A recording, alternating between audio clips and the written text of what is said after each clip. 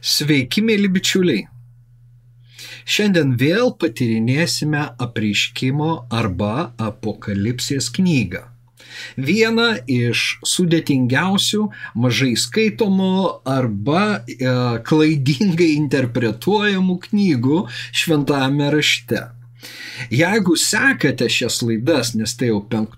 laida, supratote, kad vienareikšmio, vienintelio atsakymo, kas joje užkoduota ženklais, skaičiais, alegorijom, apokaliptiniais įvaizdžiais pasakyti sunku arba, visai nerealu. Galime tik tai suteikti tam tikras gaires, kurios padės susigaudyti. Kažkiek suteiks atsakymų, mums visgi mėginant išsiaiškinti, kuogi baigėsi žmonijos istorija ir kodėl ši knyga gali mums kažką tai suteikti, Dievas per ją prabilti. Ir praeitą kartą aš kalbėjau apie raktą, spiralės raktą, kuris padeda matyti, kaip šie pranašingi žodžiai pildosi ne kartą, o juda tam tikrą spiralę, tarsi per istoriją grįždami į tą pačią vietą, nors praplėsdami tų žodžių prasme ir sukurdami arba prabylantys labai panašiomis aplinkybėmis. Ne tai, kad jie sukurdami tas aplinkybės, bet istorija tarsi kartojasi, o žodžiai įgyja vis naują svarbę prasmę ir ypač, jeigu klausime, o ką mums jie galėtų šiandien reikšti, ką mes galėtume praktiškai pasisemti, ko galėtume pasimokyti iš Apreiškimo knygos. Taigi šiandien pasistumėsime dar vienu žingsniu į priekį. Prenumeruokite mano kanalą, jeigu patinka, nepamirškite paspausti patiktuką ir keliaukime tikėjimo kelionėje drauge. Mūsų tekstas šiandien yra iš Apreiškimo knygos 12 skyriaus.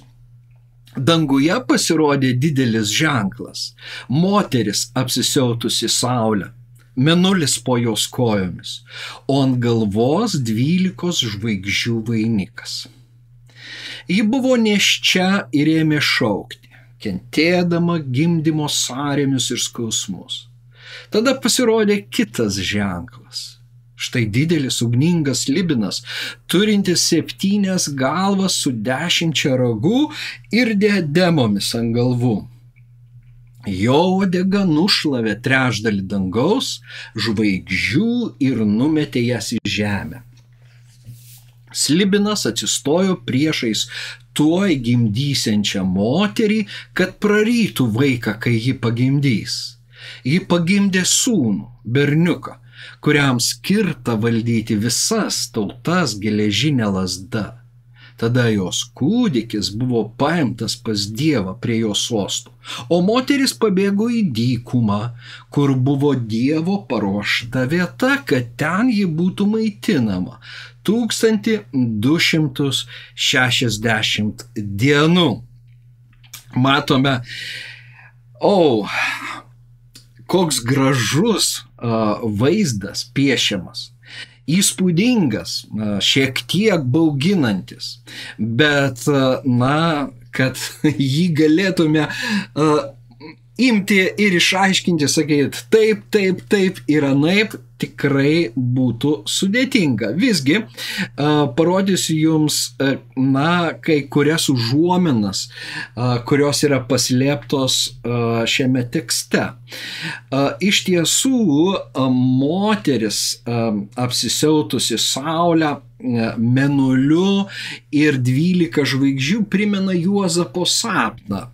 Iš pradžios knygoje, kur tėvas ir motina yra palyginami, bent jau jie patys išgirdę šitą sapną, taip jį išaiškina Saulei ir Mėnuliui, o štai Jokūbo 12 sūnų, toms 12 žvaigždžių. be abejo, skaičius 12 apreiškimo knygoje yra tiek patriarchams pažymėti skirtas, na, toliau mes atrandame miestą su 12 vartų, bet taip pat ir 12 apaštalų, nes miesto pamatai yra apaštalų vardais pažymėti. Be abejo, 12 apaštalų Jėzaus sąmoningai pasirinkti, kad reprezentuotų 12 Izraelio giminių. Na, turėdami tą sapną omeny, pasiskaitykit patys tą istoriją, eikime prie ugninio arba ugningo slibino septyngalvio su 10 ragų ir diademomis. Ant galvų aš jį paryškinau visų pirma. Ir kaip jis buvo traktuojamas per istoriją, aš pailiustruosiu Joachimo de Fiores, apie kurį jau esu kalbėjęs. Atraskite tą laidą, kai mes kalbėjome apie skirtingą periodizaciją. Man atrodo, tai bus laidoje, kaip įkasti apokalipsę. Tiesiog įkasti apokalipsę, ar tai vienoje iš šitų 5 laidų, iš praeitų 4, bet iš tiesų jisai 12 amžiaus vienuolis mistikas, kuris buvo be galo susidomėjęs apreiškimo knyga ir stengėsi įminti jos paslaptis. Tai va, štai Joachimo knygos puslapis, kuriame pavaizduotas tas septyngalvis slibinas. Tikrai labai gražu, nors įdomu, kad tekstas yra vienas gulsčiai, kitas horizontaliai, vertikaliai, kitas gulsčiai, bet, va taip yra pažymėti tos 7 galvos ir 6 išskirta. Kodėl jinai yra išskirta? Nagi todėl, kad Joachimas buvo įsitikinęs, kad slibinas 7 su diademomis galvos simbolizuoja karalius. Na, aš minėjau, kad Senojo testamento karalius jisai traktavo, tada Naujojo testamento reiškia jisai kitaip įsivaizdavo tą bažnyčios valdymą, kuris perėmė iš žemiškos valdžios. Paklausykit tą Tėvo, Sūnaus ir Šventosios dvasios trejybės kaip 3 skirtingų visos žmonijos istorijos periodų palyginimą, požiūrį, schemą jis pateikė. Bet čia, reiškia, 7 galvos, tai 7 karaliai. Pirmasis, kurių tarp kitko yra Erodas, išžudęs kūdikius. Antrasis, kūdikius gimus Jėzui, bijodamas būsimo Izraelio karaliaus, bijodamas prarasti valdžią, kurią jis dideliam pastangom užsitikrino iš Romos imperatoriaus, būti žydų karaliumi. Ir todėl būsimasis turėjo mirti iš karto, nedelsdamas. Bet jo planas neišdegė. Toliau Joachimas matė Neroną kaip bažnyčios persekiotoją. Jam 7 galvos tai karaliai, kurie labiausiai kovojo su bažnyčia, su tikinčiaisiais, prieš juos. Ir iš tiesų 12 skyriuje yra ir 13 skyriuje nemažai apie kovą, kaip slibinas, žvėris po to, jis kovoja iš tiesų su moters palikuonimis, su tikinčiaisiais ir tais, kurie laikosi Kristaus liudimo ir nepamilo savo gyvybės net iki mirties. Todėl antrasis natūraliai krikščionių persekiojimus pradeda imperatorius Neronas, nuo kurio rankos žūsta apaštalai Petras ir Paulius. Na ir kitus jis vardina, dabar ne tiek mums svarbu, bet šeštasis šitas išskirtas yra jau jo laikų karalius ir tai yra Saladinas, kuris užkariauja Jeruzalę, tiksliau sakant, atsiema iš kryžiuočių Jeruzalės miestą. Ir vėliau tampa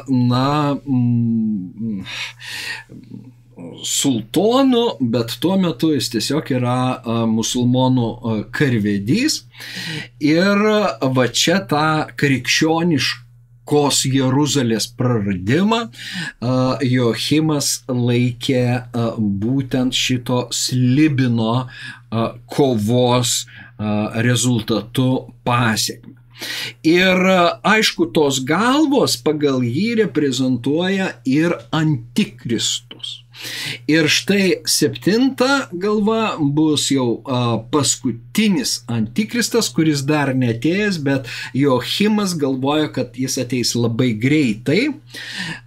Iš tiesų, bet tie, kas gilinasi jo raštus, sako, kad jis iš tiesų kalbėjo apie 2 antikristus, kurie veiks vienu metu, vienas iš rytų, o kitas iš vakarų, vienas iš išorės, kitas iš vidaus. Na ir iš vidaus tai bus erezija, tačiau greičiausiai tai bus Romos popiežius, kuris ją reiškia skelbs. Ir todėl aš minėjau, kad man pačiam buvo didelis atradimas, kad jau Joachimas 12 amžiuje vieną iš būsimų popiežių laiko antikristų idėją, kuri buvo labai Liuteriui artima, ir jis savo laikų popiežių vadino būtent antikristų, o bažnyčią esančią Babilono vergijoje. Šitos idėjos pasirodo ateina iš Joachimo de Fiorės. Ir aš jums dar norėčiau parodyti štai kaip iš tiesų knygoj atrodo tas puslapis, nes kad geriau matytųsi, jis buvo apsuktas, bet knygoje jis yra šalia kito puslapio, kur vėlgi schemos. Mes matome, Joachimas buvo tikras mistikas, bet jis suprato, kad reikalinga kažkaip tai apreiškimo knygą įminti ir pats paišė, vaizdavosi.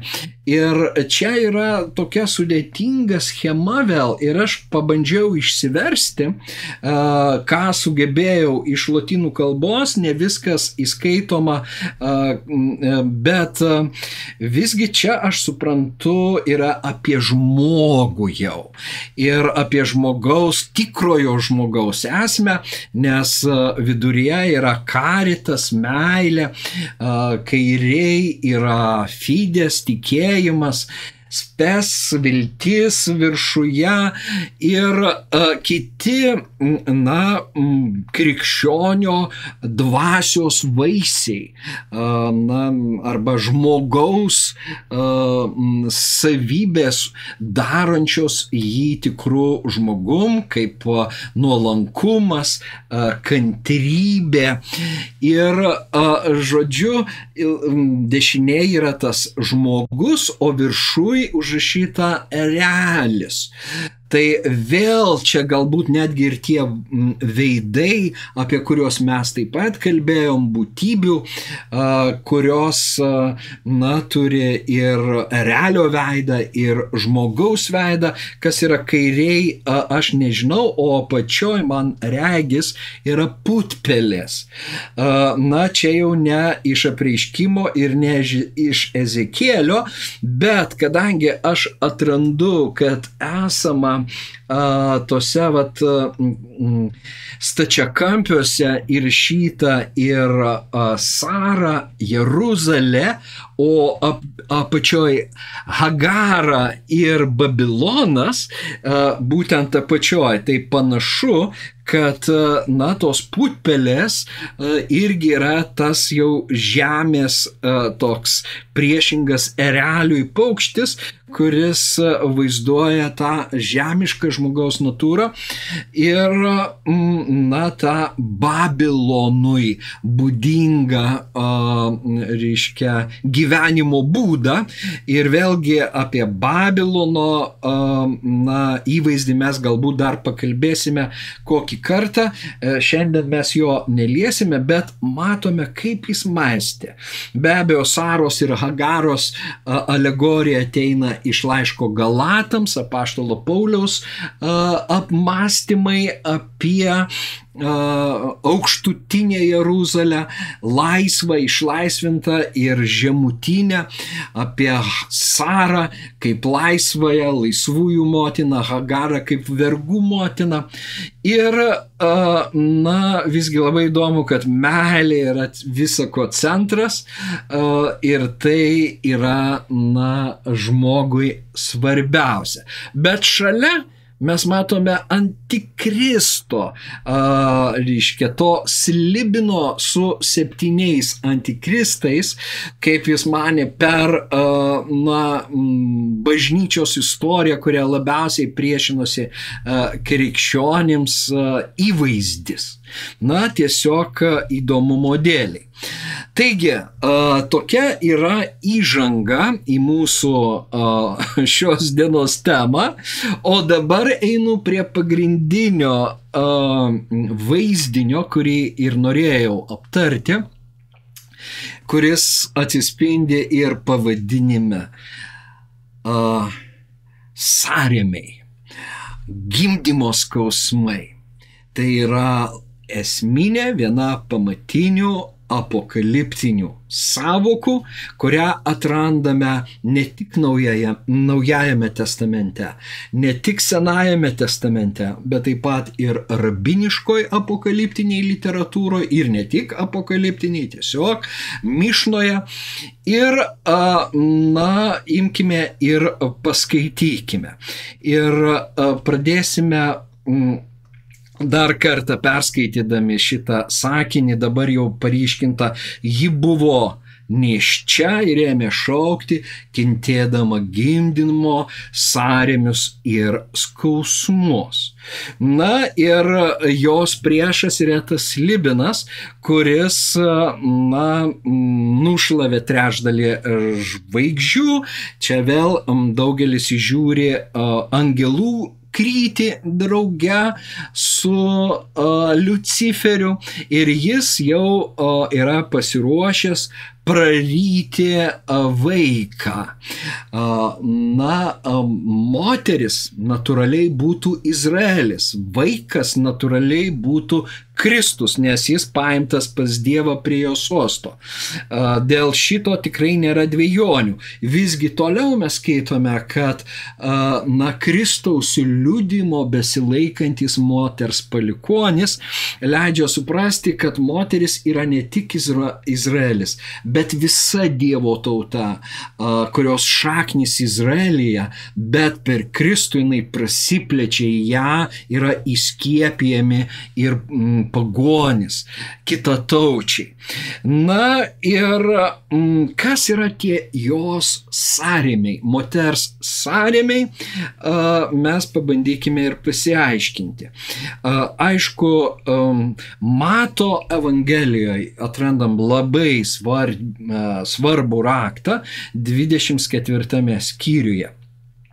Ir tada 1 laiške Tesalonikiečiams. Šitos 2 vietos mums labai svarbios, jos papildo, aiškinantis sąrėmių prasmę. Jūs išgirsite apie vykstančius karus ir grėsinčius karus.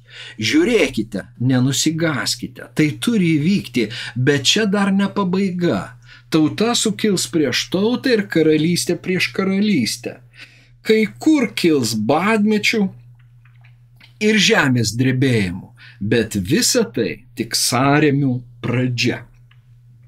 Štai vėlgi apokaliptinėje ištraukoje, kur Jėzus kalba iš tiesų apie artėjantį Jeruzalės sugriovimą, paklausykite praeitą laidą, ten mes detaliau apie tai kalbam, kuris vėlgi atkartoja jau vykusį Jeruzalės šventyklos išniekinimą,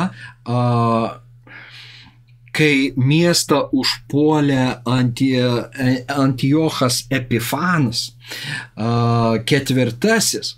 Ir, tada Tito užkariauta Jeruzalė vėl atspindi tą, kaip manyta, pasaulio pabaigą, amžiaus pabaigą, bet matom, kad amžius, nesibaigė, baigėsi tam tikras amžius ir, žydai buvo išsklaidyti ir iki 20 amžiaus vidurio neturėjo savo valstybės ir, negyveno Jeruzalė.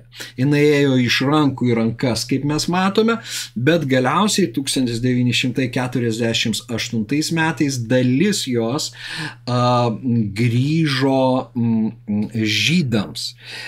Nors vėl keletą karų vyko, kuriuose sprendėsi žemių likimas, bet ne apie tai dabar, sąrėmiai. Žiūrėkime, ką rašo Paulius. Jūs patys gerai žinote, kad viešpaties diena ateis tarsi vagis naktį. Kai bus kalbama taika ir saugumas, tuomet juos ir užklups netikėta pražūtis, tarytum gimdymo skausmai arba sąrėmiai nėščioje ir jie nebepabėgs. Jie pražus. Todėl Jėzus įspėja savo bažnyčią, savo ekleziją, sakydamas, kai pamatysite nuniokojimo šlykštybę stovinčią šventoje vietoje, nieko nebeklausinėdami, bėkite. Bėkite iš karto, nieko neimkite, nebėra laiko. Apie nuniokojimo šlykštybę mes kalbėjom praeitą kartą, tai vėlgi nuoroda į praeitą laidą. Bet kasgi yra tie sąrėmiai? Prieš atsakydami į šitą klausimą dar paskaitykime. Dabar tai jau antroji Barucho knyga, tai 1 amžiaus pabaigoje rašytas žydų apokaliptinis tekstas. Manoma, kad būtent jis rašytas iš karto po Jeruzalės sugriovimo. Ir atsitiks taip, kad kiekvienas, kuris išsigelbės nuo karo, mirs per žemės drebėjimą. O tas, kuris išsigelbės nuo žemės drebėjimo, sudegs ugnyje. O tas, kuris išsigelbės nuo ugnies, žus nuo bado. Ir atsitiks taip, kad kiekvienas, kuris išsigelbės ir išvengs viso to, kas buvo pasakyta anksčiau, ir tie, kurie laimėjo, ir tie, kurie buvo nugalėti, visi bus atiduoti į mano tarno, pateptojo arba tiesiog Kristaus rankas, nes visa žemė praris savo gyventojus. Tai apokalipsė. Bet jau Barucho žydiška apokalipsė. Aš minėjau, kad apokaliptiniai tekstai padeda perskaityti Apreiškimo knygą. Su jais būtina susipažinti, nes labai dažnai vartojami tie patys simboliai. O kai kurios vietos, kai kurie tekstai, galim pasakyti, iš tokių knygų kaip Enocho knyga, kurios ištrauką tuoj mes paskaitysime, Naujojo testamento autorių net nekvestionuojami, jie juos cituoja, kaip savo raštus. O Enocho knyga beje yra rašyta kur kas anksčiau nei antroji Barucho. Tai būtų 3, 2 ir kai kurios dalys gal 1 amžius iki Kristaus, bet vėlgi tai tas pats apokaliptinis žanras. Ir šitos knygos mums padeda. Kągi Baruchas mums pasufleruoja? Jis kalba vėlgi apie tą patį, apie ką mato Evangelijoje ir ne tik sinoptinėse Evangelijose kalba Jėzus. Apie žemės drebėjimus, apie karus, apie badą, apie negandas, kurios ištinka viena po kitos.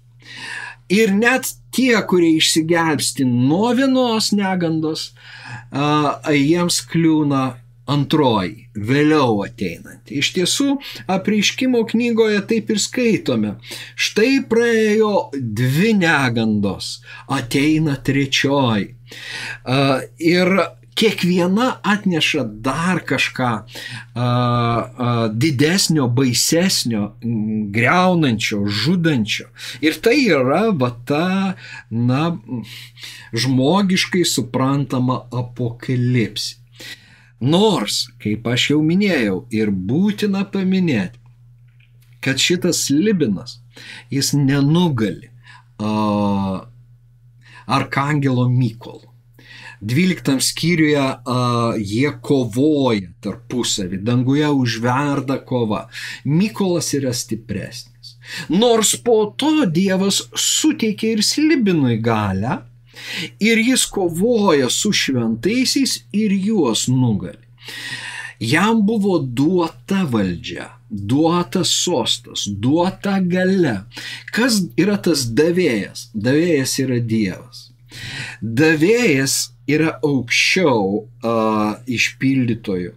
Ir slibinas yra tik tai figūra, kurią visatos kūrėjas Dievas naudoja saviems tikslams. Tie tikslai mums gali atrodyti žiaurūs, bet iš tiesų jie skirti tam, kad Dievo žmonės padarytų tobulais, kad mus ištobulintų, kad mumyse subrandintų tą dvasios vaisių, tą žmogiškumo, tikrojo žmogaus, kas pagal Dievą yra tas tikrasis žmogus, charakterio savybės, kad mes būtume Dievo žmonės, panašus į Kristų. Nes Kristus yra tikrasis Adomas. Ne pirmasis kritęs, o antrasis mus atpirkęs. Ir į jį tampame panašus eidami jo keliu, o jo kelias veda per Golgotą. Gerai. Iš Henocho. Tuomet juos apims skausmas, kaip gindančią moterį. Kai kuriuose šaltiniuose ir jį kenčia skausmą gimdydama. Tuomet juos apims skausmas kaip gindančią moterį, kai jos vaikas įeina į įsčias ir jį kenčia skausmą gimdydama. Ir viena jų dalis žiūrės į kitą, ir jie išsigas, ir jų veidai nusimins. Ir skausmas juos apims, kai pamatys žmogaus sūnų, sėdinti savo šlovės soste.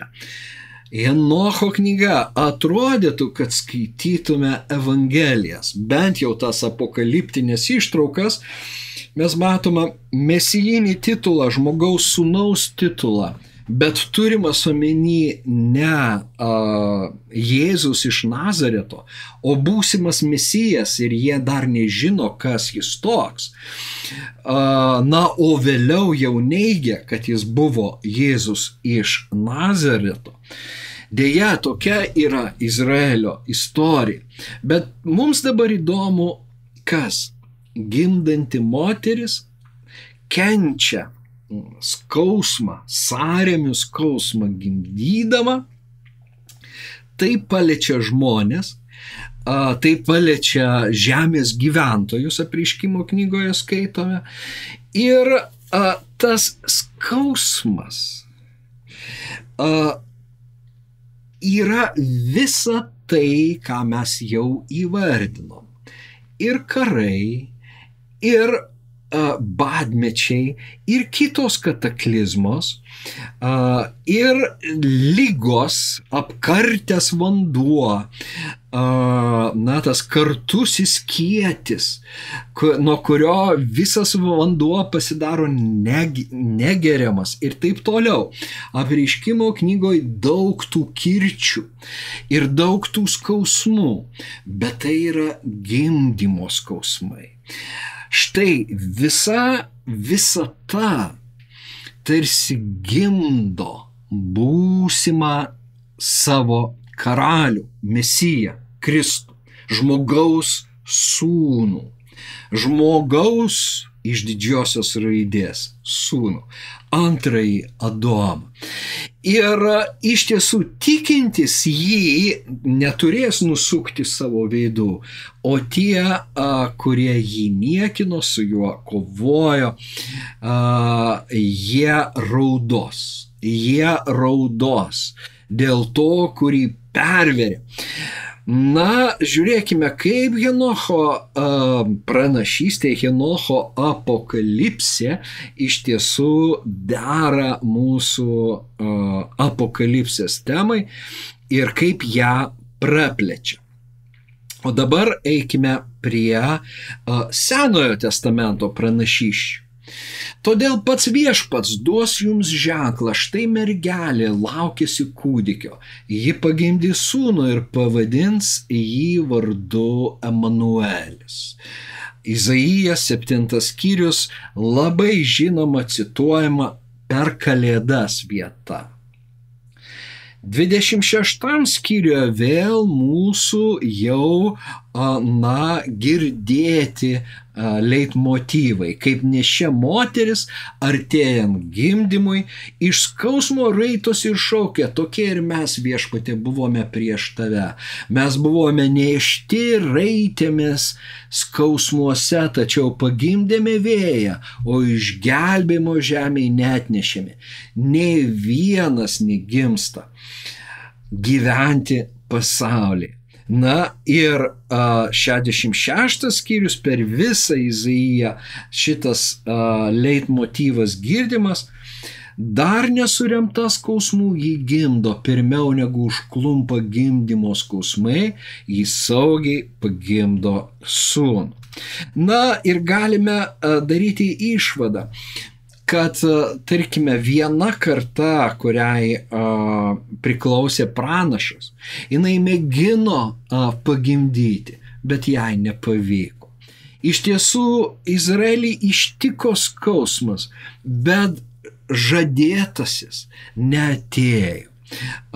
Ir kas sykį, kai Izraelį ištinka skausmas, tauta nukreipia savo žvilgsnius į pranašystės, kurios žada, kad tuoj po jo bus išlaisvinimas ir jį atneš jų laukiamas Mesijas. Aš pamenu pirmą kartą, kai lankiausi Izraelyje ir pamačiau tiesiog iškabintą iškabą, kaip mes kabiname iškabas su ten sveiki atvykę, reiškia, kokie tai Žalgirio fanai ar dar kas nors ten, žodžiu, iškelia, ar ne, už savo komandą sergantis. Tai ten, reiškia, staiga, mes laukiame tavęs, Mesijau. Ir tas taip, verčia smegenis, kad tauta laukia Mesijo, o mes tai tikime, kad jis atėjo Jėzaus iš Nazareto asmenyje, pas savuosius atėjo, bet savieji jo nepriėmė, net pažino, kitaip jį įsivaizdavo, ir tą laisvę kitaip įsivaizdavo. Tai matome, kad apie gimdymą ir šitas įvaizdis gimdymo jis eina per pranašiškus tekstus literatūroje, ką jau kalbėjau, ir Naujajame testamente. Bet štai dar vieta iš Mišnos. na, tai jau judaistinė literatūra, jau ne apokaliptinė. Prieš pradėdama gimdyti, ji pagimdys. Cituojama vėlgi šita Izaijo 66:7 eilutė ir aiškinama, prieš gimstant pirmajam, kuris turėjo pavergti Izraelyje, gimė didysis atpirkėjas. Berešit raba. Beje, tai yra nemišna. Tai yra aiškinimas. Pradžios knygos aiškinimas. Ir, na, greičiausiai tai bus, sakyčiau, greičiausiai tai bus, dabar nežinau, į kurį tekstą, ar į Talmudą tai bus įtraukta, ar į kitą judėjų knygą, bet tai jau yra aiškinimas, kaip sakytume, rašto komentarai. Todėl Talmudas labai panašu, kad gali būti.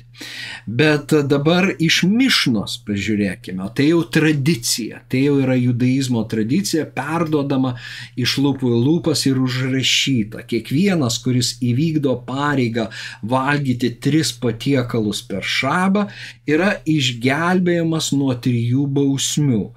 Nuo Mesijo gimdymo skausmų, tai yra kančių ateinančių prieš Mesijo atėjimą, nuo Gehenos teismo ir nuo Gogo ir Magogo karo. Na, visai įdomu. Taigi, gimdymo skausmai tiesiog ir paaiškinami, kad tai bus kančios prieš Mesijo pasirodymą, o kokios kančios mes jau aptarėme, mes jau matėme tiek Mato Evangelijoje, tiek Barucho knygoje labai aiškiai įvardintas, na ir Apreiškimo knygoje taip pat. Ir visa tai yra tie gimdymo skausmai. Beje, apie Gehenos teismą irgi yra mano laida, paklausykite apie pragarą, apie Kristų kalėjime, ne viena laida, ne šitoj serijoje. Bet apie Gogą ir Magogą čia galima būtų vėl atskirai kalbėti.